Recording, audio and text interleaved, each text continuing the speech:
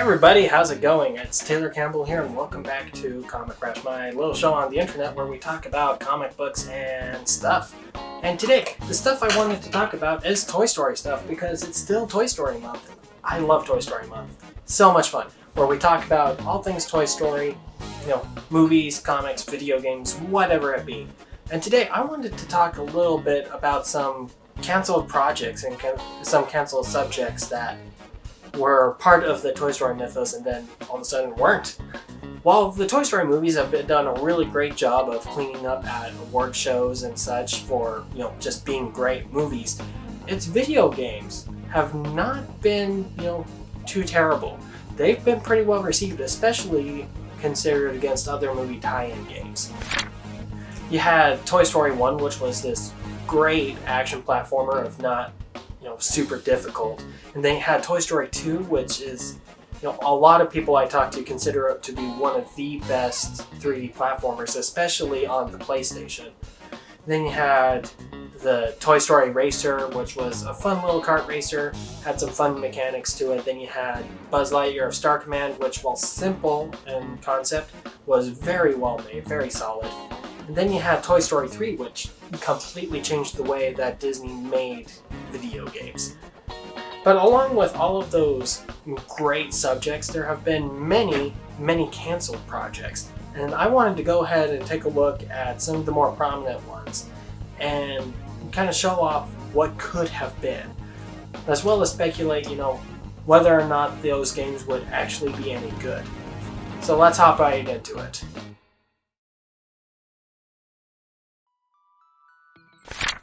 So, Chapter 1, let's talk about Heavy Iron Studios. Heavy Iron Studios was this subsidiary of THQ, which made a ton of movie tie-in games and cartoon tie-in games. That was their business.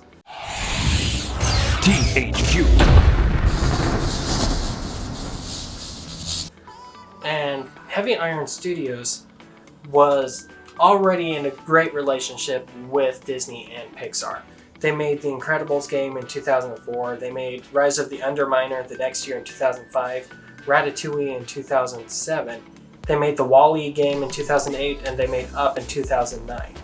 But back in 2007, they made a pitch to do a Toy Story game. They already went ahead and made a tech demo, and they handed it off to Disney to take a look over. And we actually do have some gameplay of that demo. Someone was able to find one of the handful of Xbox 360 systems that had the demo on it, and they showed off the footage to everyone. Now, as far as I can tell, this seems to be a mishmash of mini games mixed with actual story-based levels. We can see that in the Andy's room part, you have a bunch of mini games that you could play, and then we had some story examples. If I were to hazard a guess, though, I would say that this game was going to be very similar to how Toy Story 2 ran. You would have characters that would give you tasks, you'd have to do the task, and after you did so many, then you could progress on to the next level. That would be my guess.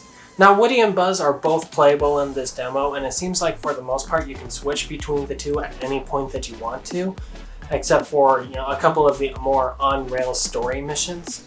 Now, like I said, there is a demo out there of this game, which is how we know about it, but it is extremely rare. We're talking it was only loaded onto, I think, 7 Xbox 360 consoles. But those Xbox consoles are really cool. They are apparently Toy Story themed. I haven't been able to find a picture of it, but the outside was Toy Story themed, and it had this demo on it, and the collector in me just really wants to get my hands on that,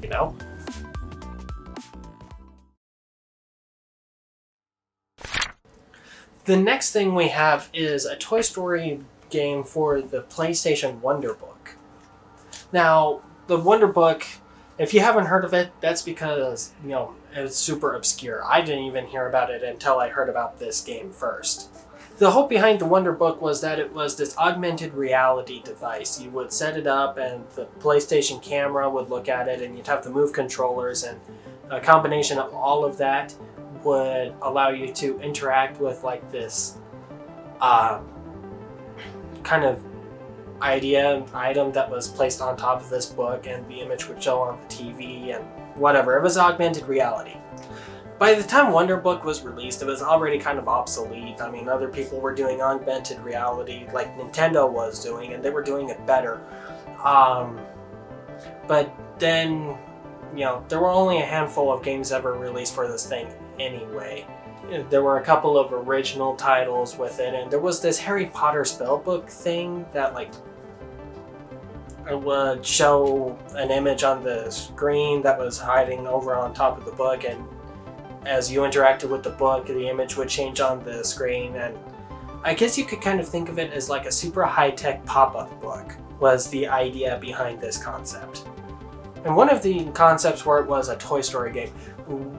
The concept art for this game shows off like the three main toys, Woody, Buzz, and Jessie, interacting in environments that are quite unique. We have a haunted house, we have a medieval festival kind of thing happening, and then we have pirates.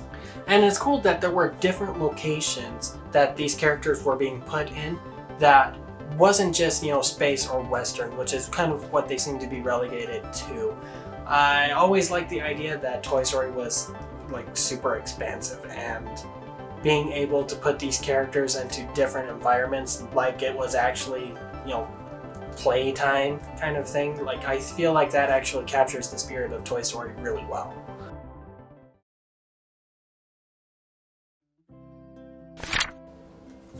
Now, I would be remiss if I didn't mention this because, it was a big deal, but it wasn't so much canceled as it was just delayed and tweaked a bit. Kingdom Hearts. The first Kingdom Hearts game was going to include a Toy Story-based world where you could explore different Toy Story environments and locations, most likely based off of the second movie. And then, in Kingdom Hearts 2, Woody and Buzz were going to be characters that you could summon to come help you out at any time for a limited amount of time. Then, even if you look into the game files, you can still find the Woody and Buzz models in it.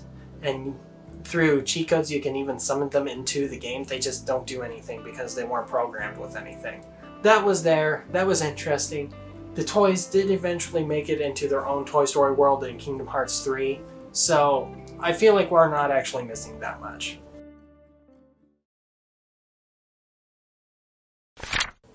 And the big one, this one is interesting beyond all belief. Avalanche Studios had a planned sequel to the Toy Story 3 video game. It wasn't Toy Story 4, the video game, it was another independent game that was a sequel to it. If you've played Toy Story 3, the video game, you know that it was based off of two concepts. You had the story-based levels, which were, very linear, very video game-like. Lots of puzzles for you to solve as you play through the story of the movie. But the second part was the Toy Box mode, which was like this open world sandbox, do anything you want in whatever order you want, just environment. And it was this Toy Box mode that was the main focus of Avalanche Studios, especially when developing the game, which makes sense. I mean, when you're adapting a property into a video game, one of the things you have to make sure you do is you keep the spirit of the original material and somehow translate it into a new medium. I think that's why the Boom Kids comics work so well, is because the writers understood why Toy Story worked and put those elements into the books. But in this instance, they decided, the core of Toy Story would be, playing with toys. And so they created this Toy Box mode, which was supposed to be like a representation of that idea. Now, the Toy Box mode in Toy Story 3 was based off of a Western aesthetic. They even called it Woody's Roundup. That was the name of the level. And within it, you had different other areas you could explore, but it was primarily this Old West town that you got to build and customize and do quests in. That's all really neat, and what happened was Avalanche really must have enjoyed this because afterwards they started doing production on a sequel to the toy box mode that they called Star Command. The game they had titled at the time was called Star Command. And this was supposed to be really big. It had an original story that you were going to go through, but apparently also another toy box mode. Now this other toy box mode, all of the toys, instead of being cast as the sheriff of this town, were being cast as space rangers working for Star Command. And you would travel to different planets and you would do quests for Star Command there. And these planets were supposed to be big and expansive and various themed, though we don't know all of the details. One thing we do know is that we were going to have like a standard space alien world, and we were going to have a weird pirate level, which really cool, guys. Pirates, right? Thing is though, this game was indeed canceled, and the reason why it was canceled was because there was a lot of pressure on the studio to make movie tie-in games pretty much every year for whatever movie Disney was doing. They were Disney's go-to studio since about 2005. So, you had a bunch of time restraints, and you had like a very small crew that could even work on this game because the bulk of it was working on these yearly tie-ins. And an idea kind of came about where it's like, you know what? We have this Toy Story thing going on. We could add other characters. And they talked to Disney, and Disney approved it. They liked the idea, and they combined that idea with the Toys to Life concept that was really popular at the time with like Skylanders and Lego Dimensions.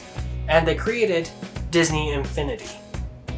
So while this game was canceled, it just kind of turned into Disney Infinity later. And even if you hop into 1.0 and you play the Toy Story level in that, it has that same core concept of the three toys being commissioned by Star Command as space rangers to, solve problems on this alien world. The only difference is that they don't really travel to other planets. But through the toy box, you could, download other people's levels and use any character you wanted in that. So, basically the core concept is there for this game. Now, what do I think about these games? Well, of course, I wanted all three games to be made because I just love Toy Story. But if I were to look at this objectively, we have, that first one, the Heavy Iron Studio game. The demo doesn't look like it would add or change anything to what we already got. The toy box mode in the Avalanche game pays for the game itself. Like, that's a huge experience, and the levels in that one are already really well made. And if this Heavy Iron Studio got it, then, we wouldn't have had the game that we already got. And the game we already got was already huge, and that toy box mode, I cannot emphasize that enough. That created Disney Infinity, guys. Like, that's a big deal, so, I guess I'm okay with that game not being made because the game we got instead is so much bigger and so much better. And then this Wonderbook thing, that's a weird and outdated peripheral. There would have been no way to really play that after the fact. You would have had to buy all of this stuff for it brand new, pretty much, because I don't know how prevalent this Wonderbook peripheral is in used game stores. I have never seen it. And it had a big Harry Potter game. If Harry Potter couldn't sell the Wonderbook, quite frankly, Toy Story wouldn't have been able to do it. And then Star Command. This would have been really fun. I know that it kind of turned into Disney Infinity 1.0, but the thing is that it wasn't Disney Infinity 1.0. It was its own thing. And you look at some of the concepts for the early part of Disney Infinity 1.0, and you can see that some of the characters want to get different costume options and different color schemes, and you see all this stuff about how you could have traveled to space to fight Zurg and spaceships and other planet landings, and it's that it sounds a lot like Ratchet and Clank, doesn't it? It sounds like a Toy Story based version of Ratchet and Clank, and I would have loved to play something like that. Yeah, like a Ratchet and Clank that had customizable buildings and customizable townspeople, and you could completely like change the way that a planet felt when you visited it. That would have been really neat. And you know, I love Disney Infinity. It's one of my favorite games, but I would have really liked to have played that one too. So, whatever. Thing is though, none of these games are probably ever going to be made. I do think we have a better chance of an older game like Toy Story 1 or 2 being remastered, but only time can tell. So that's what I've got for you guys today. I would love to hear your thoughts on these canceled games, so go ahead and hop in the comments below and go ahead and tell me about it. And until next time, thank you for joining me. Have a great day. Remember to always be your best self.